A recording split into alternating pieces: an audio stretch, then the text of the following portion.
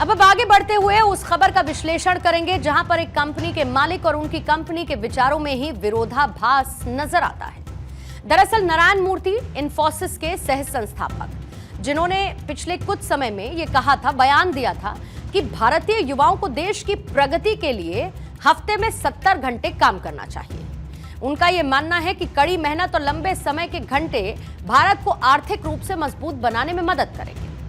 मूर्ति का कहना है कि भारत जैसे विकासशील देश को वैश्विक स्तर पर प्रतिस्पर्धा करने के लिए उत्पादकता बढ़ाने की जरूरत है, प्रोडक्टिविटी बढ़ाने की जरूरत है। इसका मतलब ज्यादा काम करना जरूरी है। उन्होंने यह भी कहा कि वर्क लाइफ बैलेंस जैसी अवधारणा पर ज्यादा ध्यान देने की बजाय मेहनत और त्याग पर जोर देना चाहिए। हालांकि अब उनकी कंपनी इन्फोसिस ने अपने कर्मचारियों के लिए एक ऐसी पॉलिसी अपनाई जो कि मूर्ति के इन विचारों के ठीक उलट नजर आती है। कंपनी ने अपने कर्मचारियों को नियमित ब्रेक लेने, काम के घंटे को मॉनिटर करने और ओवरटाइम ना करने की सलाह दी है। यह पॉलिसी ऑफिस में काम करने वालों के साथ साथ जो वर्क फ्रॉम होम करने वाले कर्मचारी हैं, उन पर भी लागू होती है।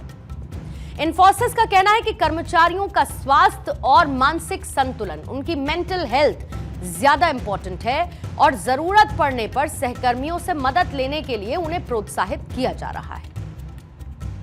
अब सबसे पहले अगर हम नारायण मूर्ति के सुझावों का विश्लेषण करें तो यह कुछ ऐसा नजर आएगा कि 24 घंटे के अंदर 14 घंटे काम, 8 घंटे नींद, 2 घंटे अपने लिए, यानी कि आपके पास खुद के लिए सिर्फ 2 घंटे बचने चाहिए।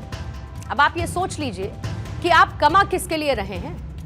नारायण मूर्ति के हिसाब से आप अपना सारा समय उनकी और उनकी कंपनी की ग्रोथ के लिए झोंक दीजिए। बाकी आपके पास जीवन जीने के लिए 2 घंटे हैं ना, आप उसी में अपना जीवन जी सकते हैं। वहीं उनकी खुद की कंपनी नारायण मूर्ति के सुझावों को इसीलिए नहीं मान रही है क्योंकि यह प्रैक्टिकली फीजिबल नहीं है।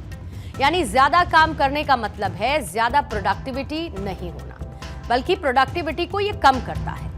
लगातार ज्यादा काम करने से हमारे दिमाग और शरीर पर इसका एक नुकसान, नकारात्मक असर पड़ता है, जैसे कि आपके मानसिक हेल्थ पर इसका असर पड़ता है।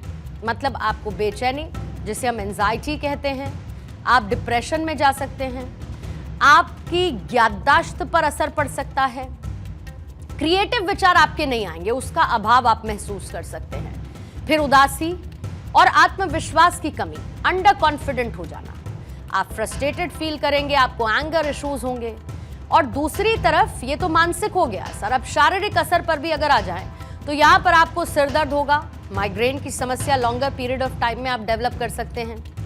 आप इंसोम्नियक हो जाएंगे, नींद आपको नहीं आएगी, दिल की धड़कनों की लय बिगड़ जाना, मांसपेशियों जोड़ों में दर्द होना, आपकी त्वचा पर दाग धब्बे होना, आपको इनडाइजेशन होना या फिर भूख ना लगना या थकान जैसी समस्या।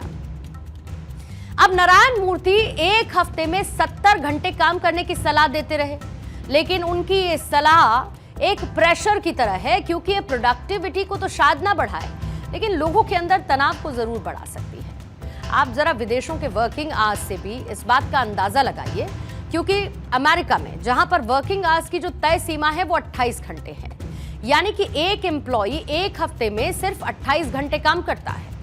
चीन में जहां पर 46.1 आवर एवरेज आप हफ्ते में काम करेंगे, जर्मनी में ये 34.2 घंटा एवरेज है, जापान में 36.6, भारत में 46.7, ब्रिटेन में 35.9, फ्रांस में भी 35.9 और ब्राजील में 39 आवर्स, इटली में 36.3 आवर्स पर वीक और कनाडा में 32.1 आवर।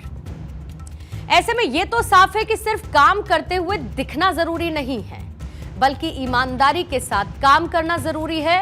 और यह बात नारायण मूर्ति जी की कंपनी को तो समझ आ चुकी है और शायद नारायण मूर्ति भी अब इस बात को समझ गए।